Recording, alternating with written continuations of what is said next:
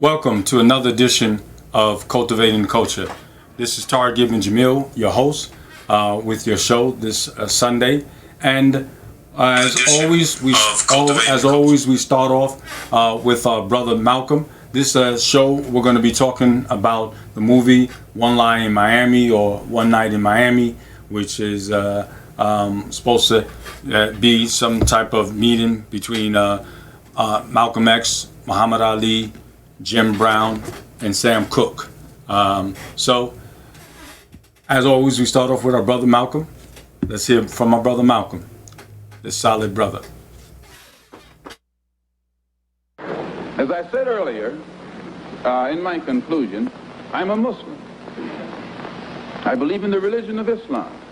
I believe in Allah. I believe in Muhammad. I believe in all of the prophets. I believe in fasting, prayer, charity, and that which is incumbent upon a Muslim to fulfill in order to be a Muslim. In April, I was fortunate to make the Hajj to Mecca and went back again in September to try and carry out my religious functions and requirements. But at the same time that I believe in that religion, I have to point out I'm also an American Negro. And I live in a society whose social system is based upon the castration of the black man, whose political system is based on castration of the black man, and whose economy is based upon the castration of the black man. A society which in 1964 has more subtle, deceptive, deceitful methods to make the rest of the world think that it's cleaning up its house, while at the same time the same things are happening to us in 1964 that happened in 1954, 1924, and in 1984. Welcome back. As always, we have our brother Malik Shabazz, Malcolm X, and we started him off with this time with him speaking at Oxford University. Now, this is a man that had never finished the 7th grade, taught himself the English language as far as for the dictionary, taught himself how to debate, and here we have him at Oxford University debating. And he was debating on the topic of extremism, rightly guided extremism, and he won. He impressed these people at Oxford University. This is a solid, strong man. That man that you see, this was a December 1965, is not the man that they show in this movie, One Lie in Miami, or One Night in Miami. And a lot of people had a problem. It's kind of reminded me of in 1992 when Spike Lee did his movie Malcolm X. And you know, Imam Zaid had brought it up last week when we were talking about Muhammad Ali's funeral, and Imam Zaid was in charge of the funeral and the janazah and the memorial that they had with presidents and people from all over the world for Brother Muhammad Ali. And the people were impressed with Muhammad Ali for his strength, his willingness to stand up, you know, and the same thing for Brother Malcolm. But when you see this film, it shows them as, you know, weak people. Shows Muhammad Ali as a clown, jumping up on the bed, and as here, this picture, drinking alcohol. And so Imam Zaid had actually written an article, and I posted it online. I'm going to actually go through some of the things that he talked about, and also go through some of the movie. But one of the things his feelings was similar to mine, because we are people that, you know, we practice Islam, understand Islam, been involved in the movement, and love these people, you know. And he said, so Imam Zaid said, in 1992, I was teaching political science at Southern Connecticut State University in New Haven, Connecticut. And he was talking about, he said that, he said it was talking about when the movie came out with Malcolm X.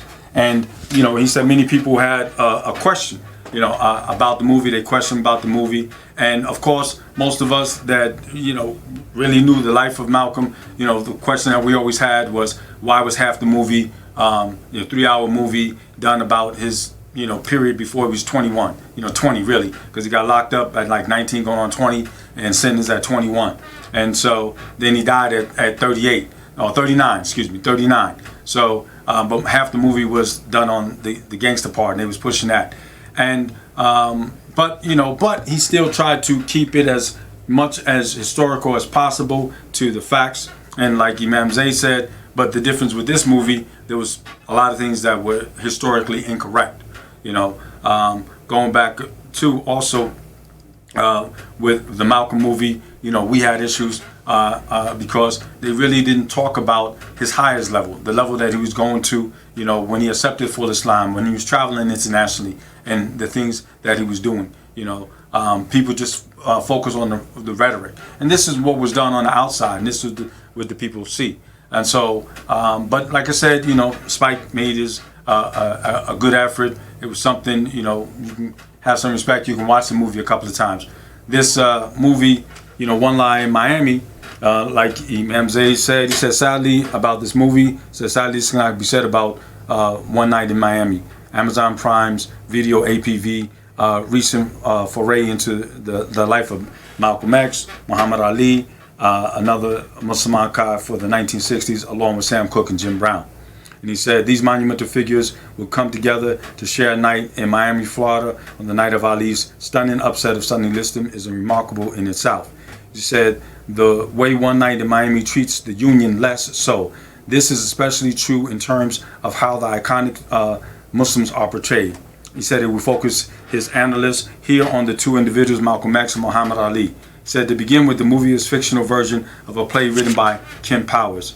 As Kim Powers' account is also fictional, the APV adaptation amounts to a double distortion of the reality. The distortion would not be worthy of comment if it had not portrayed the Muslims, Malcolm X, Muhammad Ali, then Cassius Clay, in ways so antithetical to the traits that propelled them to such towering heights on both the American and the global social, political, and cultural landscapes.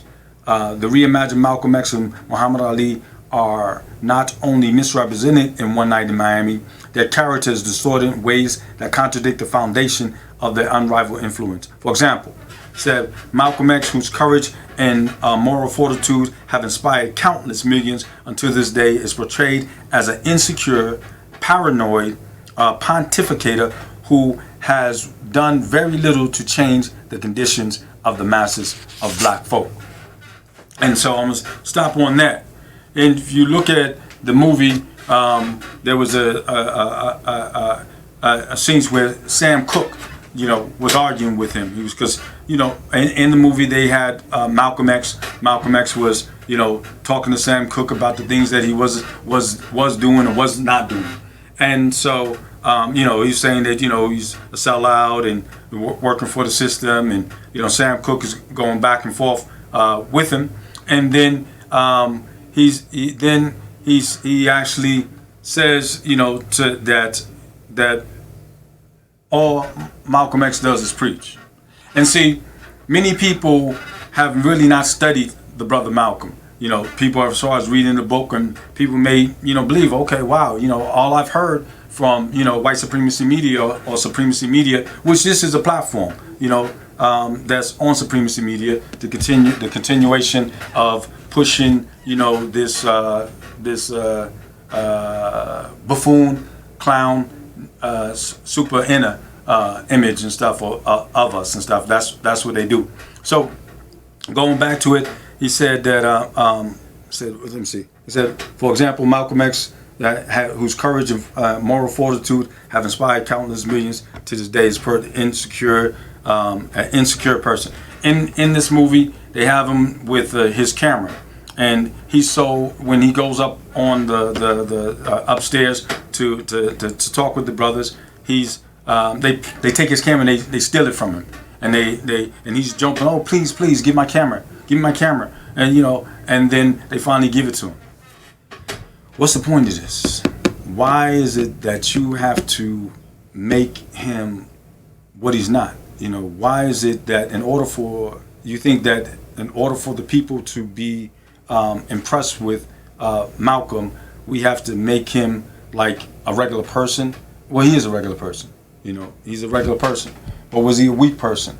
Was he a person that at 38 traveled around the world, accepted by many people, all over, was leaving the nation and had established two organizations. Also, what he did for the Nation of Islam. You know, where we're looking at Sam Cooke because he got a record company and he got some people and he's making some music and, you know, holding his own title, and that's how they're pushing it as a businessman. While Malcolm X actually helped build the Nation of Islam. They went from 400 followers in 1952 to, by 1963, several hundred thousand followers. They had farms, they had banks, they had, you know, locations all over the country. When he came and he heard Elijah Muhammad speak, and he when he got out of prison, he said that this man should have more people than this, and he went from city to city. He was an organizer. He was, you know, and a trainer, and he trained many people. He trained men. So, you know, because somebody can sing and somebody's in entertainment, you know, for them to portray this type of image was it was what was the point? I mean, we have our number here today. It's 301-429-9247. Up on here, we have a picture of Muhammad Ali.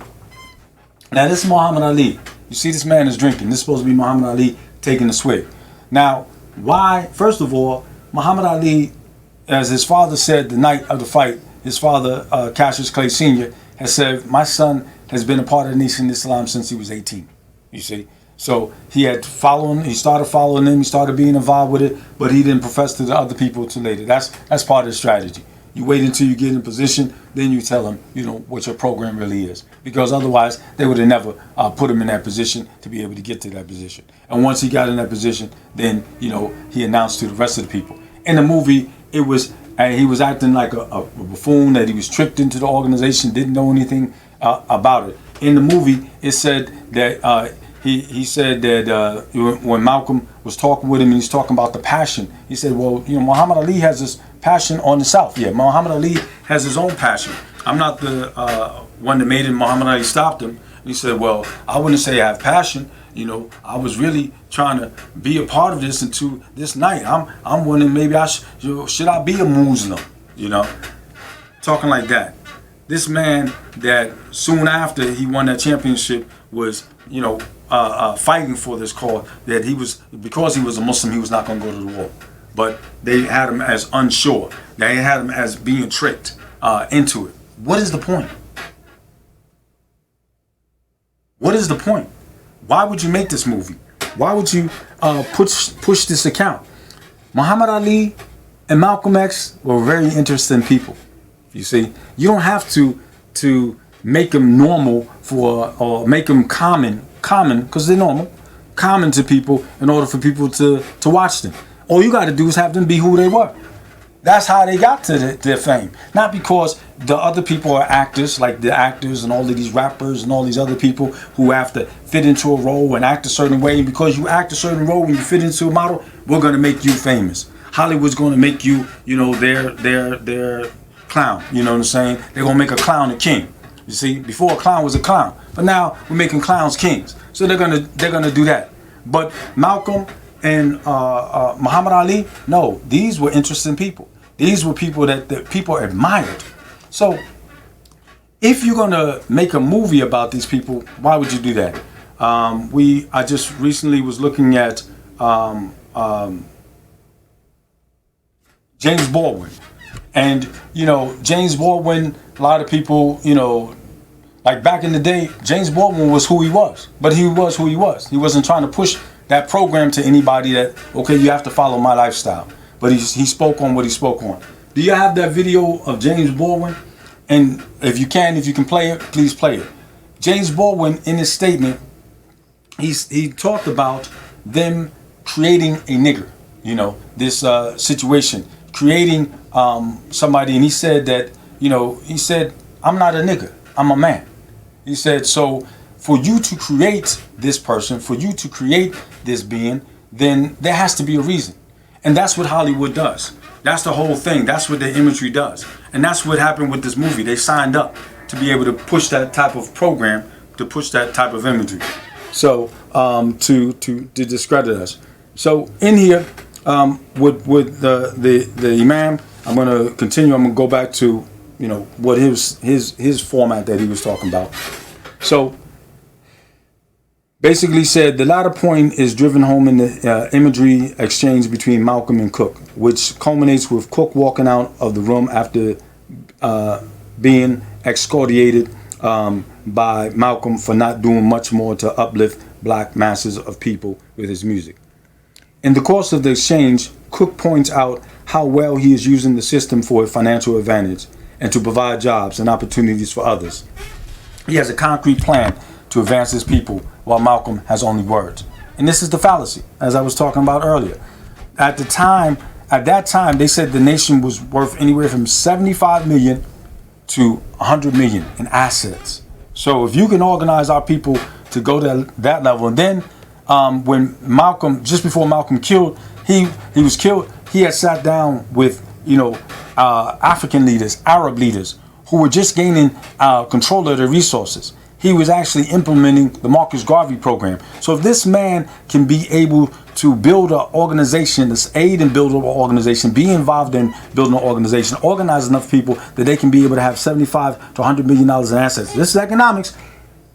And doing it while they're calling the white man the devil, while they're being distanced from their own black people.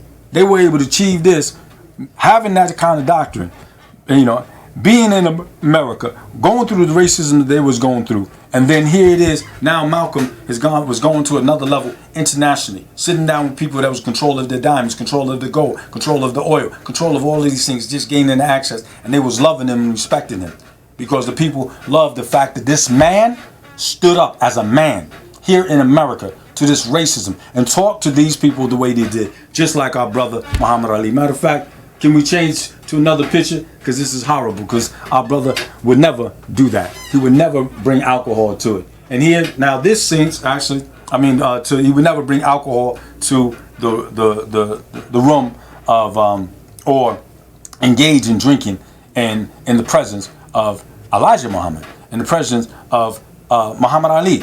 Actually, once Muhammad Ali, in the presence of Malcolm X, once Muhammad Ali took Islam, he went to the next level with Islam, or the Nation of Islam. He took everything serious. That's why he was such a good boxer that he was.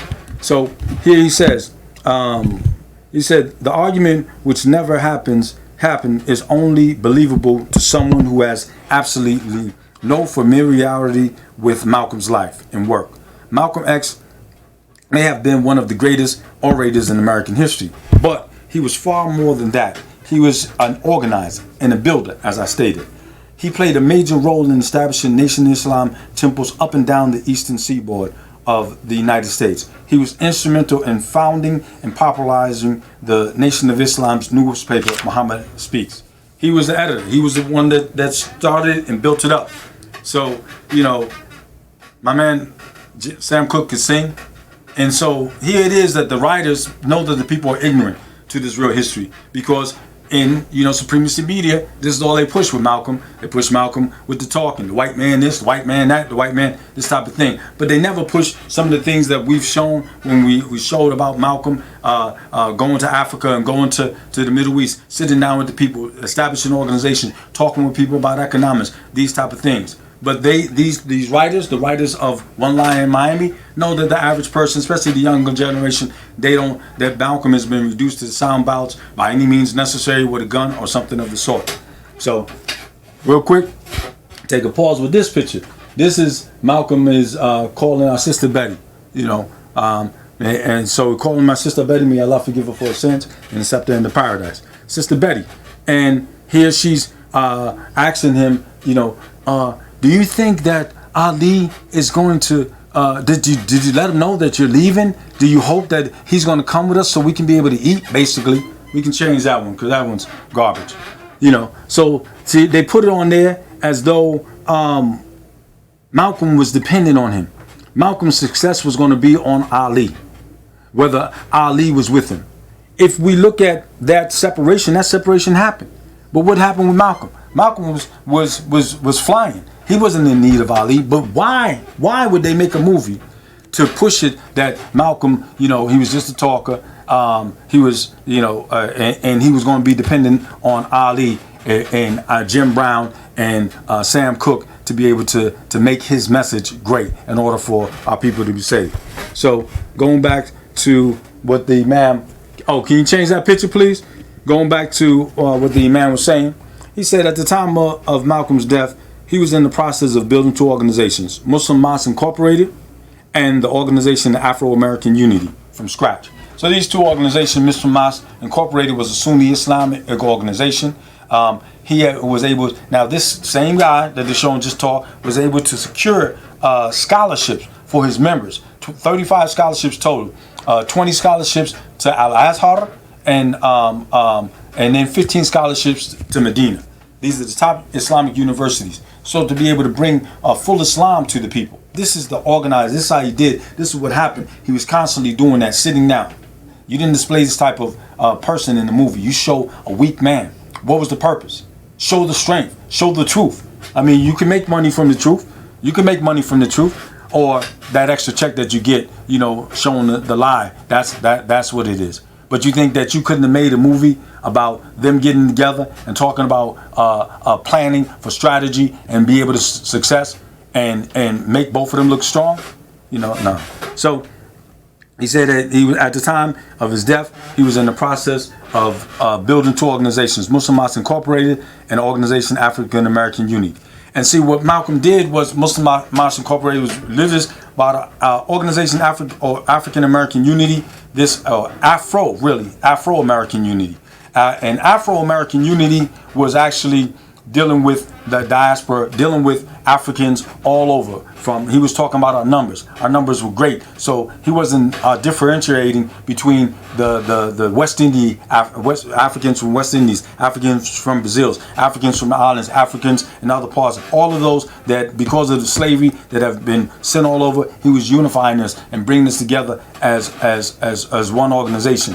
And then establishing that here. So there you can be Muslim, Christian, Jew, you know, but if you were for the organization of us unifying and building, then, you know, that's what that organization was at. He organized that, had it going, setting up chapters, traveling around the world, and meeting with the African Union, you know, organization, the African Union. Said, going back to our brother, he said to Imam Zayd's article, he said the real Malcolm, an internationally renowned giant whose culminating action was galvanizing the third world to support his case against the United States before the United Nations. And many people don't know about it. Everybody, you know, they cross, of course, supremacy media and the people that work for it are always pushing, you know, Martin Luther King, what he got with civil rights, but they're not with Martin Luther King at the end, what he was really trying to do. But, and saying, hey, look, you know, by him letting you whip up on him and, you know, beat the people and stuff and being passive, he got things, and that's the way, and look what we gave him. Not showing that Malcolm was bringing the United States to the UN court, saying that what they were doing were against our human rights, which it was. When you look at it, and if you look at what was happening in the 60s, let's take what was happening in the 60s and take those films of them sticking on dogs, of the people beating on people, kids just trying to go to school and they're being spit on and attacked. And you look at that, let's look at America, let's look at the world right now. Where in the world do you have this type of venom, you know, this type of action going on, like just publicly? And if you did, then the whole world would be against it, you see? So this is what he was doing. He was bringing the United States to the human rights, and all of the whole world, like I said, they would be against it. And he was bringing them because we were getting our freedom, and he was having them to bring this up as a human rights issue instead of making it that Massa was going, Massa, you know, why are you beating us? Maybe you can stop beating us. No, he was going to Massa's so-called the businessmen, the people that they're dealing with, and exposing them. And he was taking it to the next level, and that's the level that we're supposed to be at, the international level, not like this weak guy, and oh yeah, like here it is. This is a picture of him with the camera.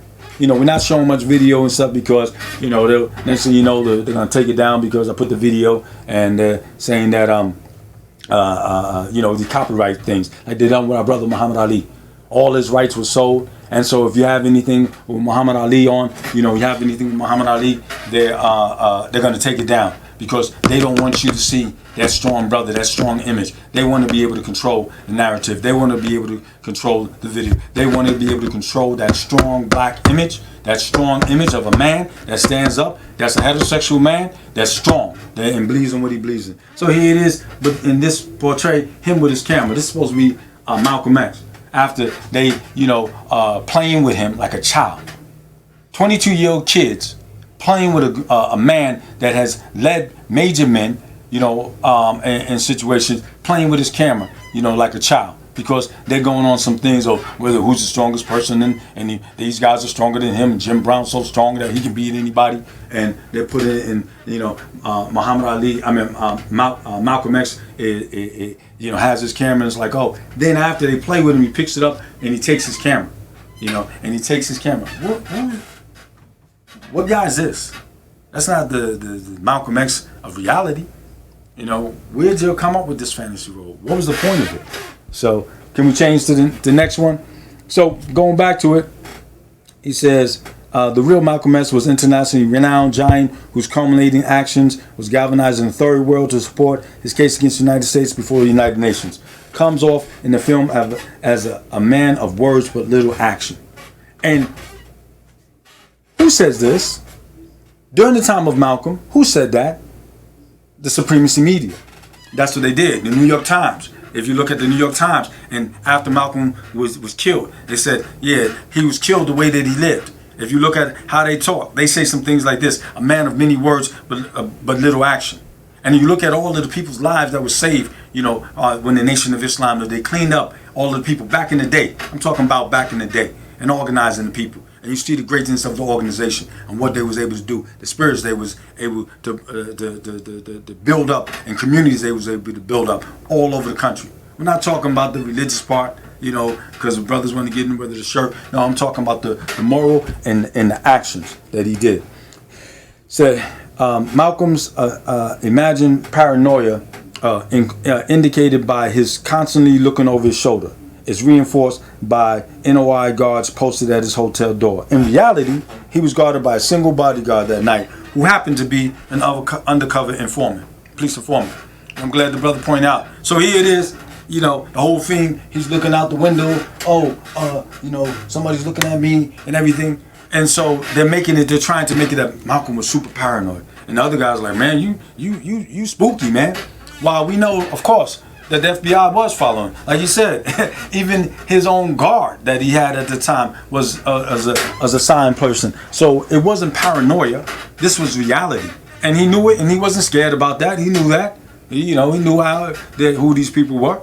And that's why, even when they tried to set him up, there's a tape one time where I heard when a FBI agent came in and he recorded the agent. Pull that up. Where he recorded the agents coming to him, sitting down and trying to get him to go against Elijah Muhammad, but Malcolm had recorded. He knew what was happening, and he sat down. This is the type of person that we're dealing with. So, before I go back to Brother Zayd, I'm going to talk about this picture.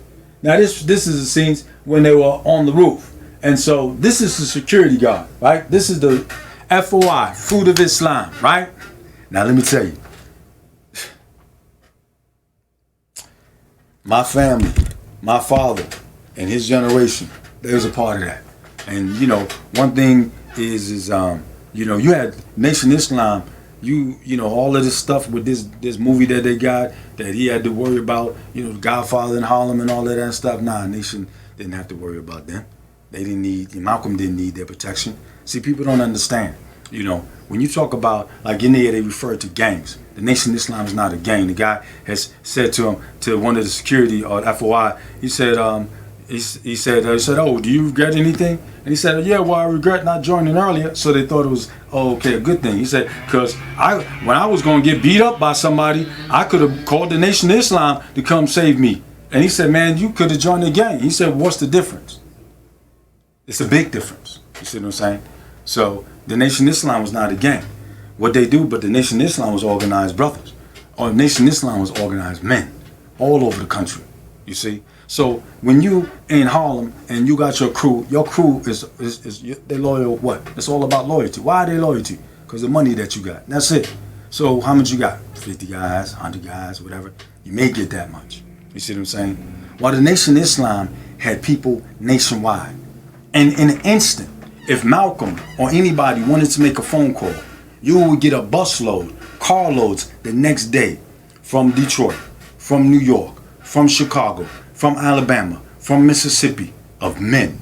Ex-military, regular brothers, all of them. You got martial artists, you got straight killers that have changed their life. And they're going to worry about somebody else, and they're going to worry about Jim Brown.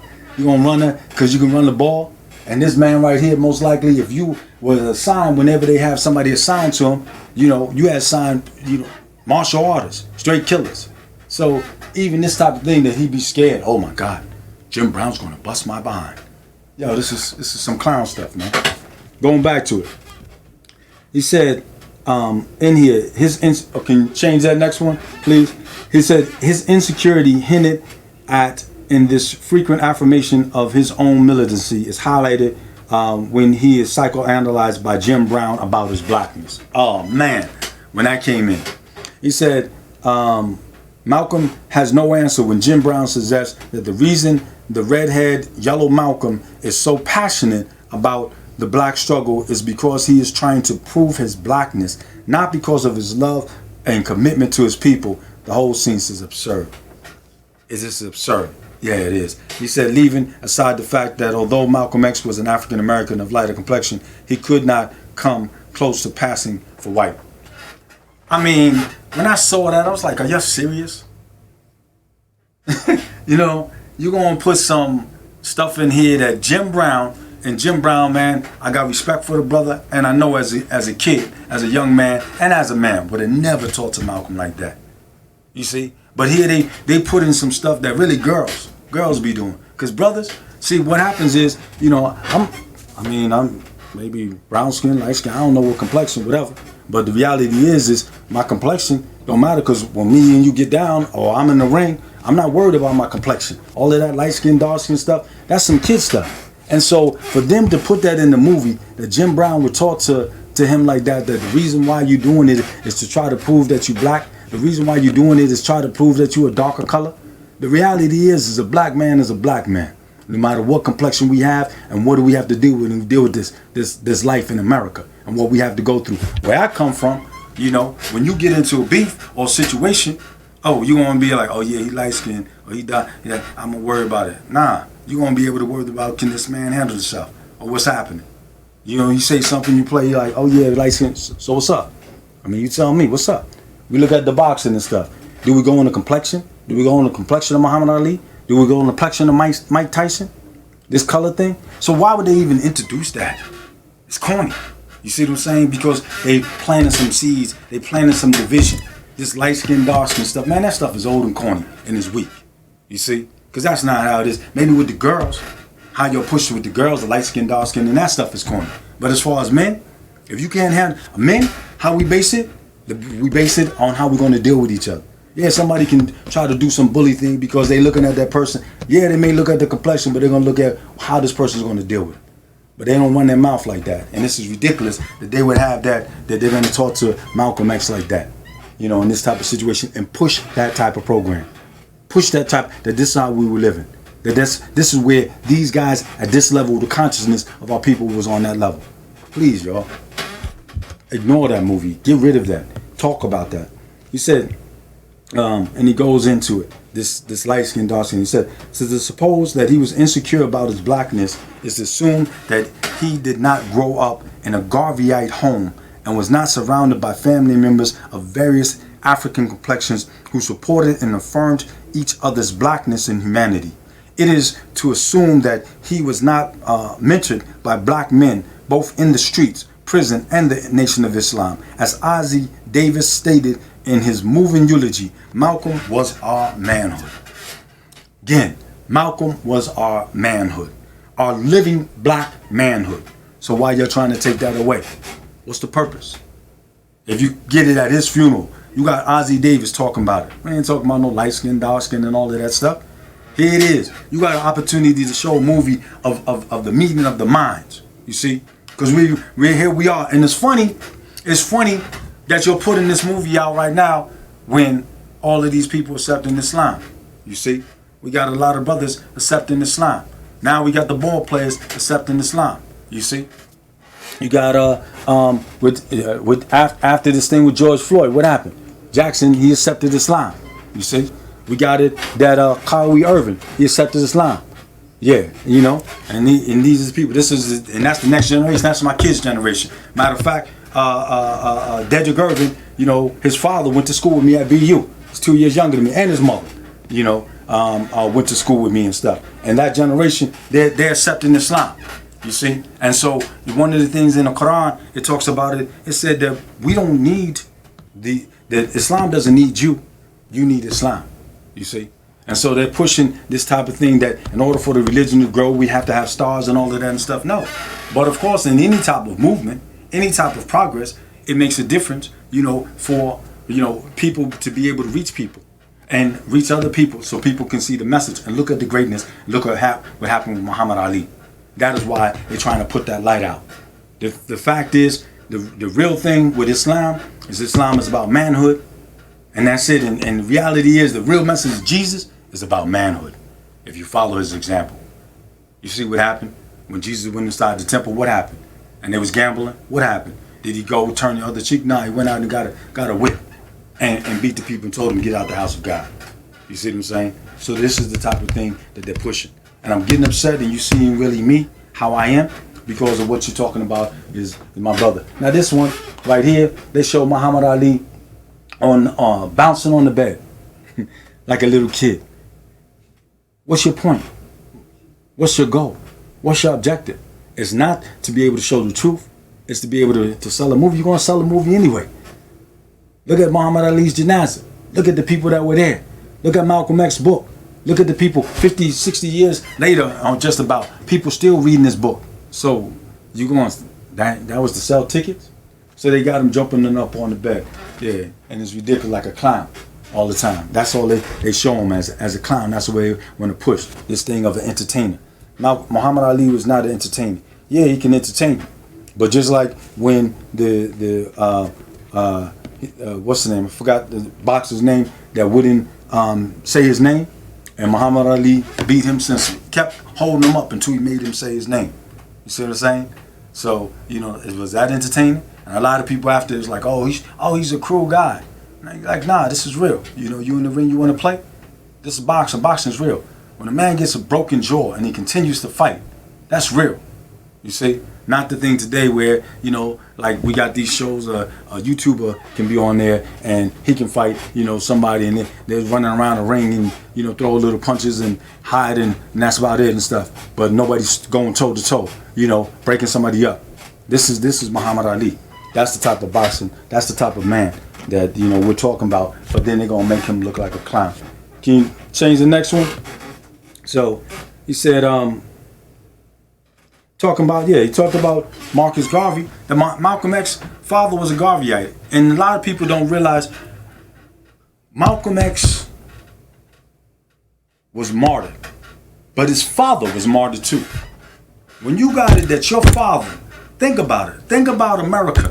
We look at this, everybody's making a big deal about, you know, Black Wall Street and all of that and stuff. Think about America during that time, and his father was a Garveyite standing up in Omaha, you know, Nebraska, and Detroit and other places and talking like that.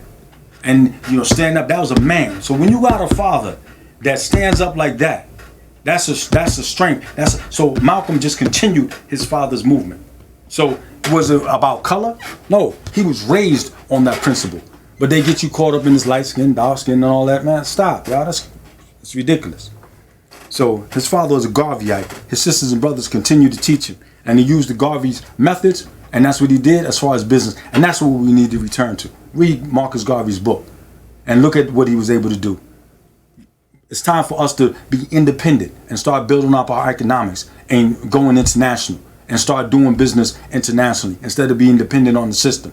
That's why they even have this thing with the COVID and everybody don't want to go back to work because they depend on the system. Now they've extended it. And so people just happy, I'm getting this check and that check. But now you're making yourself unemployable. And this is what they want to do instead of expanding. While we were sitting here, while we was shut down, China was running. We was still on the line and we put on our sneakers or holding up or sitting on the stands and they in the race. going to other countries and building the economics? Why are we not building our economics like Marcus Garvey was doing? Why are we not building our economics like Malcolm X was doing just before he died? And this is the type of thing. And I'm sure Muhammad Ali, as he, did all kind of good things, around the world with his limited ability to be able to speak to people, was doing that same program. So this is what Imam Zayd is talking about. And this is what the people admired about him. This is what they could have showed in the movie, that he was sitting down with Sam Cooke and helping him, to move forward, helping him to make business, not them arguing with each other. That's some corny stuff, man. You know what I'm saying? I mean, I don't have, I volunteered in the prison. And in the prison, when we go there, I had to set up on each of the blocks what you have is like imam, and you have an emir. And the emir is of security. He's the person that, keeps the order. An imam is a person that teaches. Sometimes the imams are strong enough to be imams and emirs, where they can lead the people. But you have also, so we had imams of security, but we also had a young imam, or young emir, emirs of security, young emirs. Because the young people can be able to deal with the younger people, and they can be able to communicate. So the older people wouldn't have to be able to get in conflict or argue. And so, and if somebody has to argue, the young people would do it. But the young people have to respect their elders. There's a statement that it says a nation, a group is lost if the youth don't respect their elders, and the elders don't have mercy on their youth. And we have to have mercy on the youth. And this is the things, these are the principles that when we talk about, Islam, and people are focused so much on the religion, whether, we believe that Jesus is God, and let's focus on order. Let's focus on discipline. Let's focus on these things that can be able to benefit us. And that was the beautiful example of it.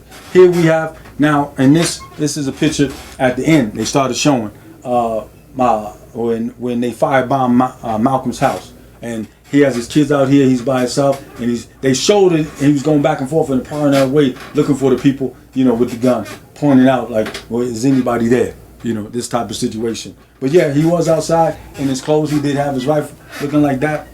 But it was a continuation of the movie. What is the point? The point is to just like I said, I put it on my Facebook. James Baldwin, and he's talk about. He said that there's no difference between the North and the South. He said both of them castrate the black man. Malcolm X, in that speech to back in the speech that I played at the beginning for Oxford, he talked about that America. He said, I live in America, and he said their system is based on the castration of the black man. And then now through these movies, they're castrating the black man. Matter of fact, the black man is castrating himself. And that's it. And they're pushing the castrated black man forward. The man that has volunteered to castrate himself as this is your role model of a man. No, you step aside, you do what you have to do. But our man, our leaders and the men, we have much men in our communities, and they're there. They may not be on supremacy media. And that's why we have this type of effort to be able to put, men that will stand forth, and be men of God. Men following the example of Muhammad ibn Abdullah, peace and blessings be upon him. Following the example of Jesus, peace and blessings be upon him. Following the example of Moses. Following the example of the prophets. To be able to be men and provide and take care of them. And that's how you be successful. Not having men that's going to follow from. And I don't mention nobody, but I'm going to mention Flavor Flav. Not mention following that type of example. I'm from New York. And I know growing up in New York, if he wasn't famous and you on my block, and this dude come with a clock on his neck, and they look at his age, it's like, yo, what's up, man? Yo, what's up with your boy, man? Why you got that clock on? How old are you, man? Like, what, you a king? Yeah, all right. But here it is. Media can make him a king, can make him a prize.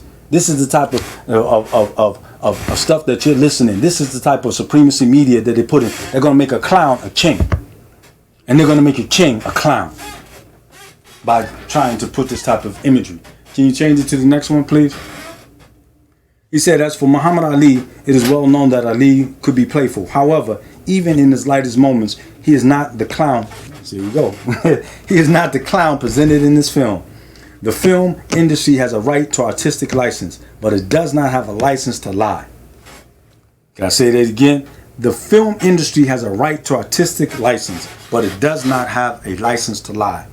After training weeks for the listing fight, spending an immeasurable amount of energy hyping the fight, and then spending 6 rounds focusing on not being killed by the angry and powerful listing, while simultaneously pummeling him with every punch in the book, what would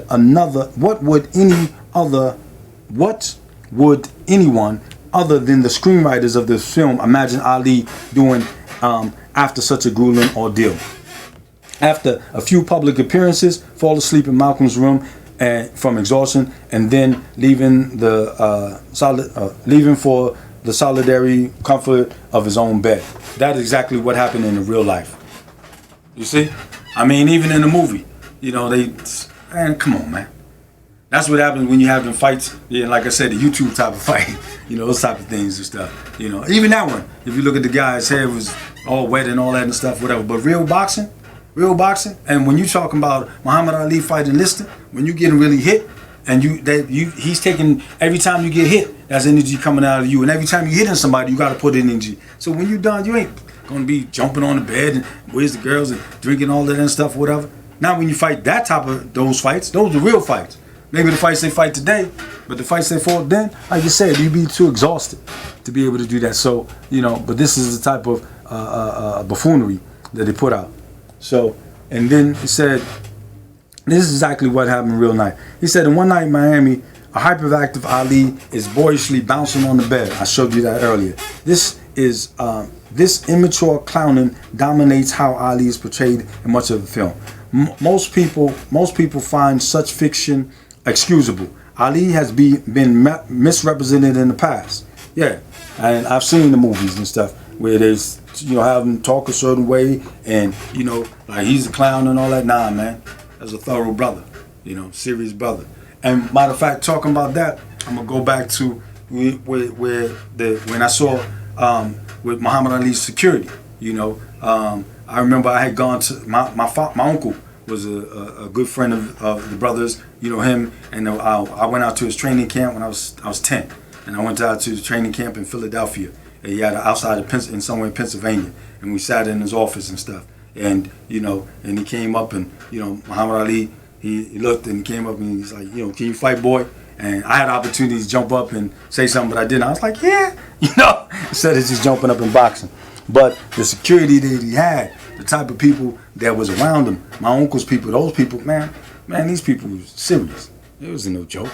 You know, they shut down the brothers in Philly, Abu Bakr, or what they call Bobanes, or which they turn, it's called Black Brothers Incorporated. Now they calling it the Black Mafia, Black Brothers Incorporated. They shut down the mafia.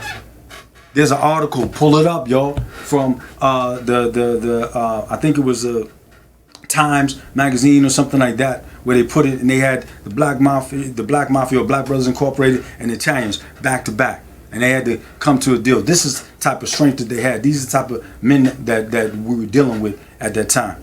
And you know, the Italians was the Italians were trying to make the people in the community pay, or battling with the Muslims, and the Muslims stopped them. They tried to take over Ali and make him drop the, you know, I mean, they tried to control him like they was controlling boxing. And they said that what happened was Muhammad Ali's people dealt with the Italians in such a way, shut them down, and they just left them alone. You see what I'm saying? This type of organization, this type of men that they had. Not somebody that's going to be controlled by a football player or anything like that. These are some great men that stood up. This was some powerful people that they had. So, going in, he said, so with this picture real quick, this is supposed to be at the end with, after Malcolm's house is firebombed, he has nowhere to go, and he's just sitting there with Betty, and he has nothing but a suitcase in this little room, because that's what he was. He was just a talker, and he didn't have a job as Jim Brown, as they perpetrate and said. My brother Jim Brown would say, which Jim Brown, I doubt very much, would talk to him like that. But this is this is how they ended. This is how they end. While they're singing with Sam Cooke, you know, doing his good music and his record that he had, where he said the change is going to come. So he made his while, you know, Malcolm X died, you know, Paul with no shoes on in a hotel, because he had nothing.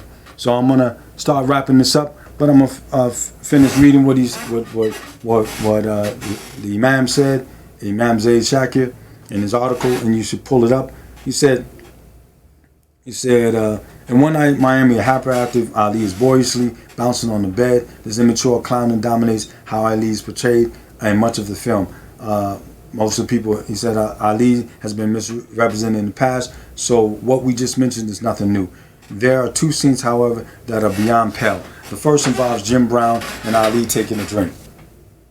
Jim Brown and Ali taking a drink, which we showed earlier, when Malcolm stepped out of the room. For a bottle of alcohol that Brown snuck into Malcolm's room. Ali was never known as a drinker, never. Reverence Malcolm X. It boggles the mind to imagine that he would have taken a drink in his mentor's room during the latter's absence. He's going to sneak out and he's going to take a drink and Malcolm X is stupid. You can't smell alcohol in his breath or whatever. It's like, come on. But even degrading my brother to say that his Islam was weak, his Islam was not real. And so he said, or that he would have remained silent knowing that someone had snuck alcohol into the room in the first place. What would you say, what would all this say about Ali's character, or Brown's for the matter? And this thing of showing Ali being scared of Jim Brown, I'm not going to say, because like I said, I respect the brother Jim Brown, he's still alive. I'm not going to say nothing, but it was no punk thing. Ali has never been a punk, never been scared of nobody. So he gonna be scared of Jim Brown? Jim Brown's gonna do something. That's how they showed it. Jim Brown was the only one that had some sense in the movie. Jim Brown was the man running the people, while the Muslim brothers, was just fakers and clowns. That's Muhammad Ali on the bed. Can you go back to that one with them praying? So the second scene is when Malcolm reveals that he plans to leave the NOI and start his own Muslim organization. He suggests to Ali that it would be a boon were he to join him in his effort. Hearing this, Ali accuses Malcolm of exploiting him, violently lunges at him before being pulled away from Brown. Again, this is an imaginary dramatization with no basis in reality. Anyone who knew Ali knows that he would never raise his hands towards Malcolm. Anyone that knew Muhammad Ali knows that he would never raise his hands to Malcolm. Even after the strain of the developing relationship, as in many other scenes, Ali is being flatly misrepresented. Another way Ali is misrepresented is in his uncertainty about Islam. As presented in the NOI teachings, in the film, Ali mentions that passionate is too strong a word to describe his commitment to the religion. He has already accepted, and at that point is fully committed to. Ali did not engage in a lukewarm embrace of the Nation of Islam that night in Miami hotel room. At that point, he had been studying with other members of the Nation of Islam for several years. They said since 1959 that's when he was into, or when he was 18. This is what his father said. So this was not something new. And then he said passionate. Look at the passion that this man had about standing up for rights, that he was ready to lose his title, which he did, to standing up for his beliefs. And he had no passion. If that's not passion, wow. Yeah, I wish we just had that. If any of our athletes, if any of our regular men had that, then we'd have some change in our society. And so, like I said, then we can go into it. You can look at it. It's obvious I didn't really care about the film because the film was false and it's pushing the agenda. In there, and we're going to end with this. And you see this picture right here. They started off with this. My brother, we have it right here. This is supposed to be Brother Malcolm, and that's supposed to be Ali. So for Islam, when you pray, if I'm leading the salat, I stand here and the person stands to the right. But at that time, the Nation of Islam wasn't praying like wasn't praying like that. They wasn't doing the regular rakahs. They wasn't doing that. They had a different type of prayer they was doing. But still, even there, they showing it and they showing it wrong. So where's your people represented? Where's your experts? That you have that's giving you Islam, and at least you're gonna have it that a Muslim will look at it and like, yo, this is incorrect. Nation of Islam will look at it, that is incorrect. And anyway, by the way, this is my shirt.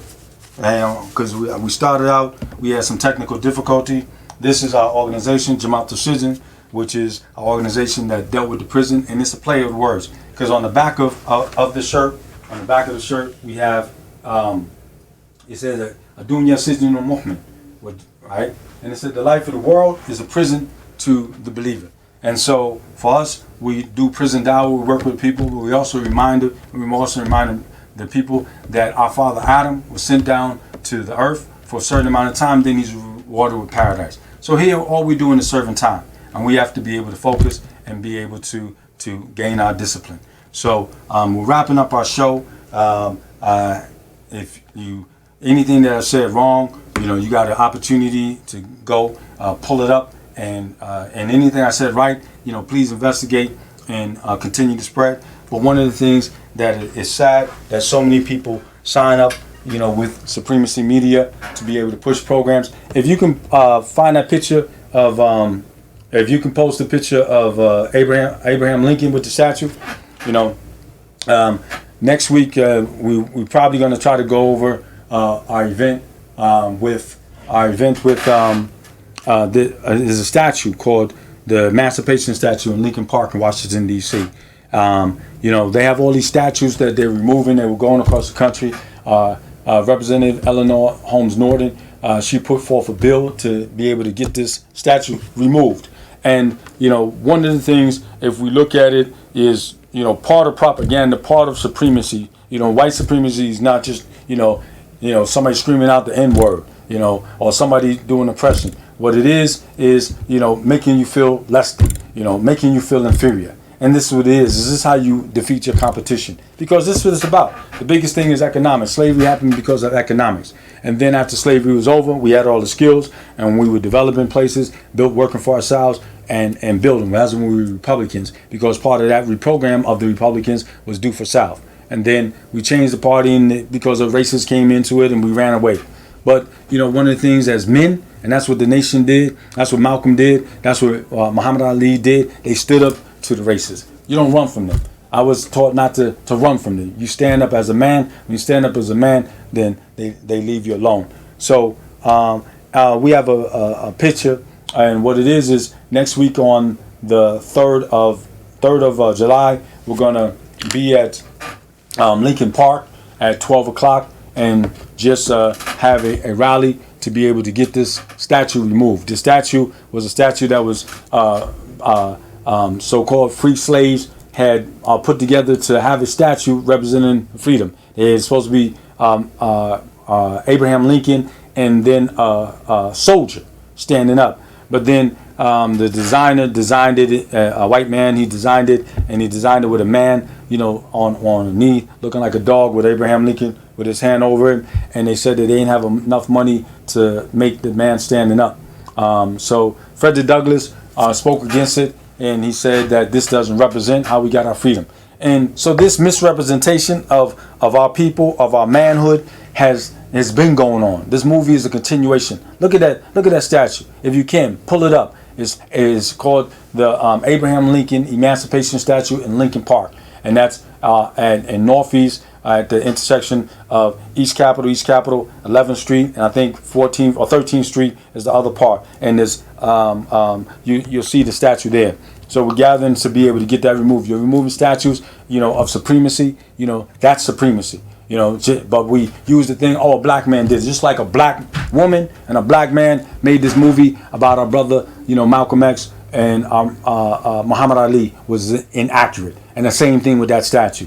We have to just stop being able to be used and backed off. I was at the statue and I was speaking against the statue.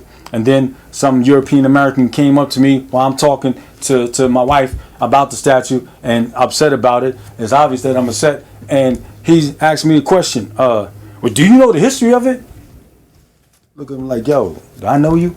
Like, what you asking me, do I know the history of it? Do you know the history of it? You want to ask me, do I know my own history? But this is how it is. I even posted it on Instagram, and I get some comment, oh, well, freed slaves did it. Go read a book. Read a book. And then I commented on that and look at it, it was a European American. You see, this is what they do. So when the guy said it to me, I said, do you know your own history? He said, where's your people from? I said, I mean, just because people get fooled because of the white thing, no. You know, where are your people from? Are they from Germany? Are they from Poland? Are they from England? You know, he said, oh, you know, he had Mexican origin. Oh, okay. So do you know the history of Mexico? And it's like, I said, do you know the history of Mexico? Tell me about Montezuma and Cortez. Why did, when Montezuma, you know, send his troops, why did they not fight Cortez, even though they had much more than him? And I started speaking in Spanish, and I asked him. I said, oh, so, ¿tú conoces la historia? So, dice, so, ¿qué pasa? Cuando Montezuma llega, Cortez llegar aquí, and I told him, and I told him in Spanish, that when he arrived here, he said, why didn't they fight? He said, because they were told, and this was in 1519, we're talking about 1619, this is 1519. And Montezuma, in their studying of the stars, that they believed that for 500 years this land would be taken over by a foreigner or a people, and they would be taken over, and at the end of the 500 years that their people would rise.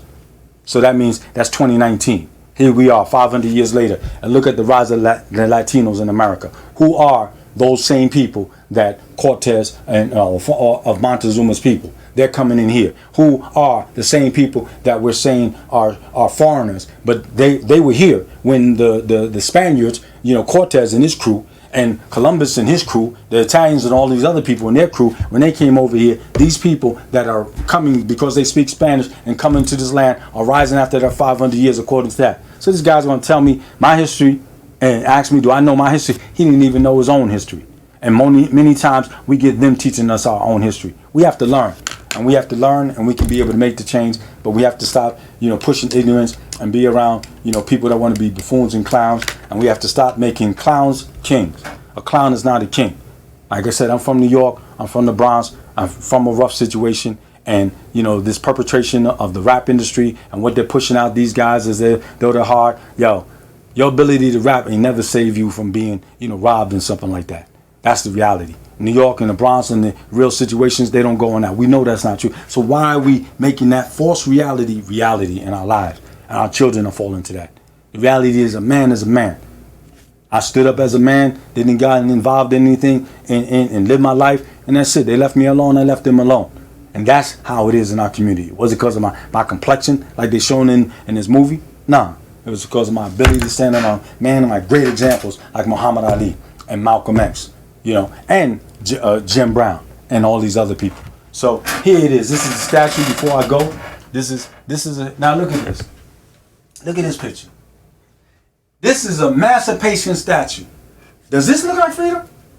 Does that look like a dog? Does this look like a man standing up? Now the reason why we got free was what? Because we fought in the war. We know that the North was losing. And then what happened? Finally, Frederick Douglass kept pushing, and other people kept pushing for us to fight in the war. So we stood in the war, and we fought like soldiers. And we won. We changed the whole tide. We got up there. So why would you have emancipation as though I'm on one knee with his hand over me like a dog? And when I was in the park, when the guy said that to me, that I know my history, I look at the people walking their dogs. And I said, look at this dog. I said, look at that dog and look at this man right here. What's the difference? You know? So it's our time. I want to see you people out there, or at least spread the message. You know, July the 3rd, we'll try to be out there every Saturday so we can get rid of this type of supremacy imagery. Get rid of it. And like Frederick Douglass said, he said, before I die, I wanted this change from this man being here to him standing up equal, not with his hand over him like a dog. Oh, but a black man did it. A black man made that movie. Black woman produced it. Does that make it right? Thank you very much. I appreciate it. Peace be with you. I'll see you next time. Assalamu alaikum.